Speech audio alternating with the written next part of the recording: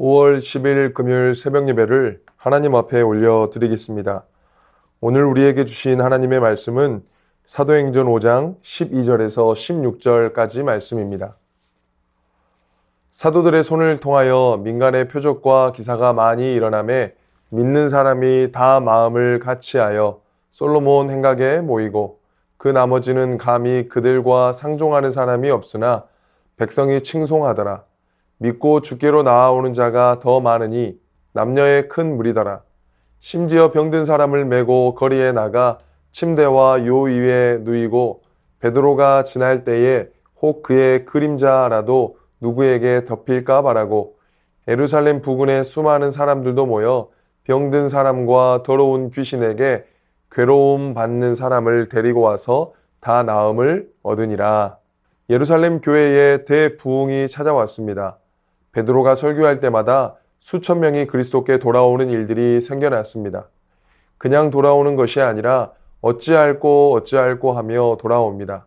그들의 출구 없는 외침에 베드로는 오직 예수 그리스도만이 구원의 길임을 선포합니다. 많은 사람들이 회개하며 그리스도께로 돌아옵니다. 엄청난 부흥의 불길이 임하고 있습니다. 우리 새순교회 가운데서도 이러한 부흥의 불길이 타오르는 은혜가 있기를 주님의 이름으로 축원합니다. 오늘 본문은 우리를 흥분되게 할 뿐만 아니라 우리와 교회를 생각해 볼 수 있는 본문입니다. 오늘 본문을 살펴보면서 우리가 이와 같은 부흥기에 있는지 아니면 영적으로 쇠퇴하고 있는 것은 아닌지 살펴보기를 원합니다. 대부흥의 첫째 요소는 표적과 기사였습니다. 사도들의 손을 통하여 민간의 표적과 기사가 많이 일어났습니다.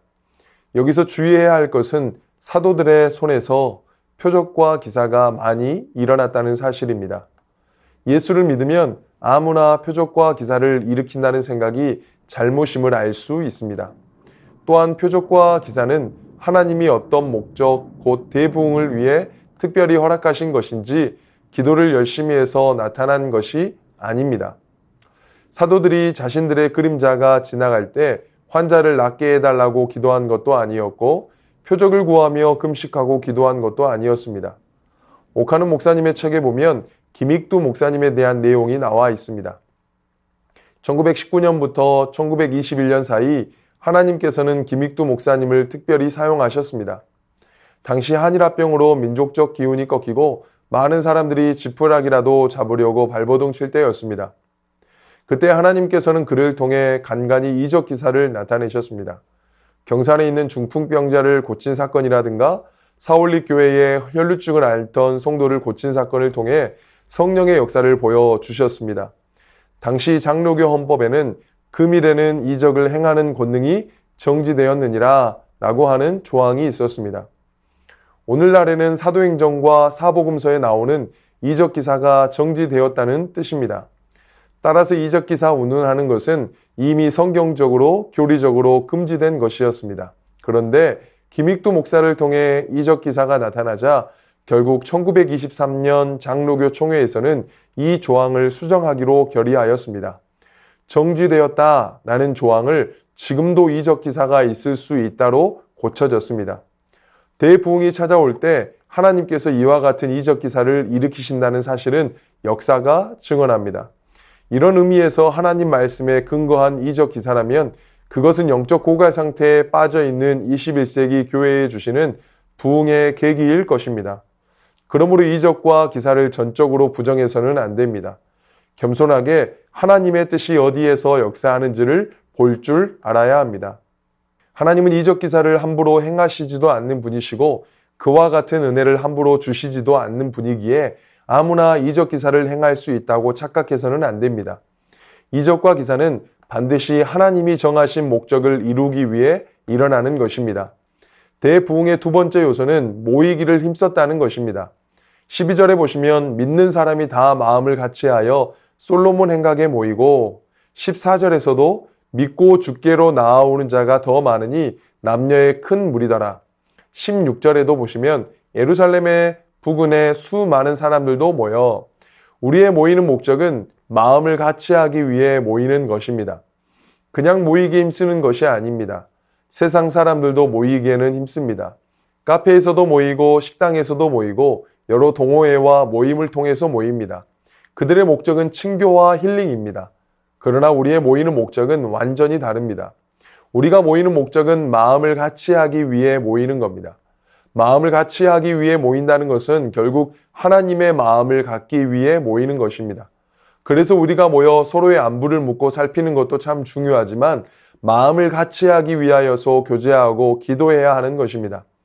솔로몬 행각에 모이는 모임은 그냥 모임이 아니었습니다. 많은 수가 모이는 모임이었습니다. 오늘 본문을 통해서 알 수 있지만 지금 예루살렘의 분위기는 믿는 자들이 공개적으로 모이기에는 썩 좋지 않은 분위기 가운데 있습니다. 사도들을 잡아다가 옥에 가두고 그들을 위협하고 예수 이름으로 말하지 말라고 경고까지 단단히 해놓은 상태인데 분위기가 어떠했겠습니까? 그러나 그들은 모이기에 힘썼습니다. 이들의 열정과 열심은 대단했습니다. 이들의 믿음은 참으로 대단했습니다. 13절 말씀을 보면 이해가 되어집니다. 그 나머지는 감히 그들과 상종하는 사람이 없으나 백성이 칭송하더라. 저는 이 말씀을 읽으면서 마음속으로 눈물이 났습니다. 왜 상종하는 사람이 없었을까요? 사람들은 그 모임에 가담하면 언젠가는 화를 당한다는 것을 알고 있었습니다. 핍박과 생명의 위협이 닥칠 수 있다는 것을 모두가 알고 있었습니다. 그렇기 때문에 그들과 상종할 수 없었습니다. 그들의 믿음의 수고와 각오가 지금 시대의 우리 크리스천들에게 경종을 울리는 것 같습니다. 하나님은 모든 교회와 성도들을 사랑하십니다. 우리 교회는 하나님의 사랑을 받은 공동체입니다. 이 사랑은 우리에게 초대교회에 보여주신 그 선진들에게 보여줬던 믿음의 수고와 각오를 다시 살아보게 하는 힘입니다. 우리가 주의 사랑을 많이 받아노라 말로만 하는 신앙이 아니라 믿음의 수고를 통하여 복음의 확장과 하나님의 나라의 확장이 일어나기를 원합니다. 당시 믿는 사람을 상종하는 사람은 없었지만 사람들의 마음 안에는 믿음의 사람들을 칭송했다라고 기록합니다. 그들이 믿는 사람들을 칭송하는 이유는 간단했습니다. 그들의 삶은 자신들과는 달랐다는 겁니다. 어려움 속에 있는 환경이었지만 그 환경을 뛰어넘는 모습이 그들에게는 있었습니다. 우리는 전도와 그리스도인의 삶을 드러내기 위해 다양한 방법론을 추구해 가지만 초대교회는 오직 복음 하나의 열심이었습니다. 이것이 그들이 칭송받게 된 이유입니다. 시대는 변하였지만 지금도 동일합니다. 하나님의 나라, 그의 복음을 위하여 사는 자들 가운데 하나님은 함께 하십니다. 오늘도 주어진 삶의 자리에서 복음으로 살아가며 복음으로 승리해 가시는 모든 성도들이 되시기를 주님의 이름으로 축원합니다. 오늘 주신 말씀 의지하여 함께 기도하겠습니다. 하나님의 은혜가 새순교회 가운데 더욱 부어져 하나님의 역사가 넘치게 하여 주시옵소서. 모이기에 힘쓰며 칭송받는 새순교회가 되게 하여 주시옵소서. 말씀 의지하여 함께 기도하겠습니다.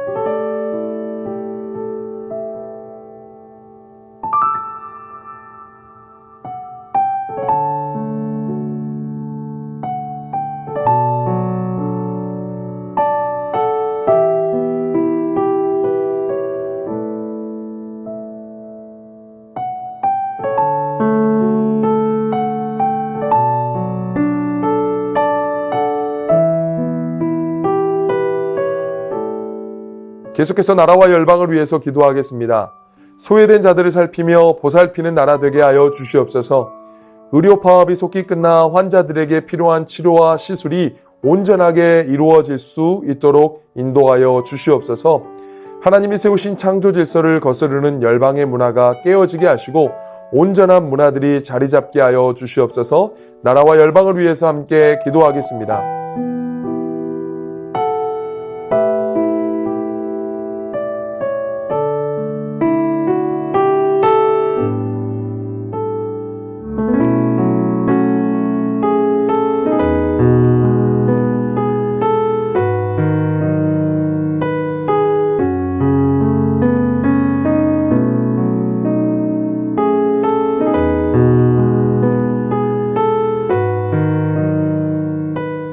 계속해서 교회를 위해서 기도하겠습니다. 다음 세대 예배와 교육을 통하여 말씀으로 든든하게 서게 하여 주시고 새순의 모든 성도들이 기도와 말씀으로 깨어있게 하여 주시옵소서. 5월 온 가족 축제를 통해 영혼 구원의 은혜가 있게 하여 주시고 복음으로 더욱 하나 되는 새순교회 되게 하여 주시옵소서. 담임 목사님의 건강과 가정을 지켜 보호하여 주시고 사역을 감당할 힘을 부어 주시옵소서. 교회를 위해서 함께 기도하겠습니다.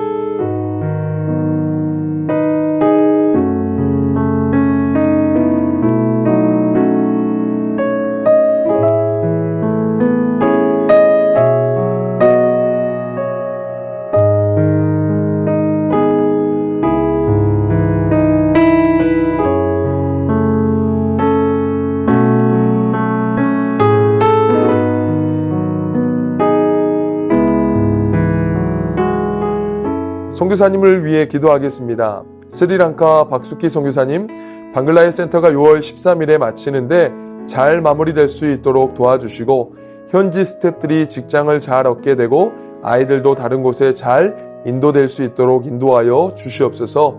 과테말라 도익찬 노행자 선교사님, 6월 초에 있을 순회 사역을 통하여 선교지와 원주민들의 영과 육이 회복되게 하여 주시옵소서. 환우분들을 위해 기도하겠습니다.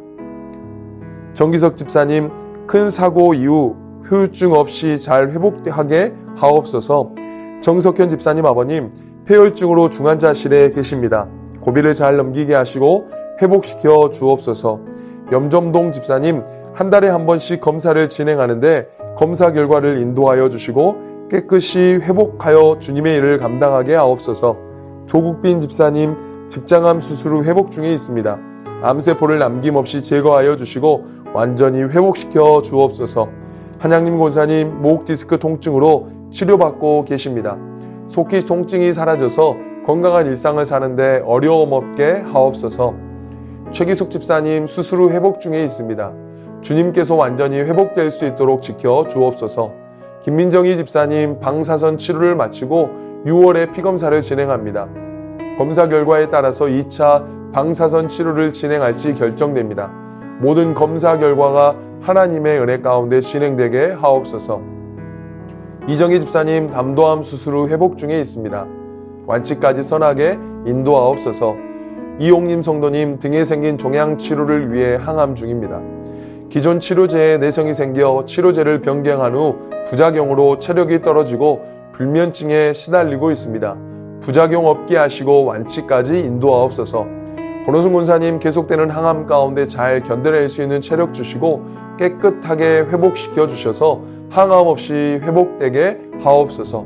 노성빈 형제님, 크론병을 앓고 있습니다. 한 달에 한 번 주사제 치료를 받고 있습니다. 체중이 잘 회복되게 하시고 건강한 일상생활을 회복하게 하옵소서. 이 외에도 모든 환우분들의 몸과 마음을 회복시켜 주옵소서. 선교사님과 환우분들을 위해 기도한 후에 개인 기도하겠습니다.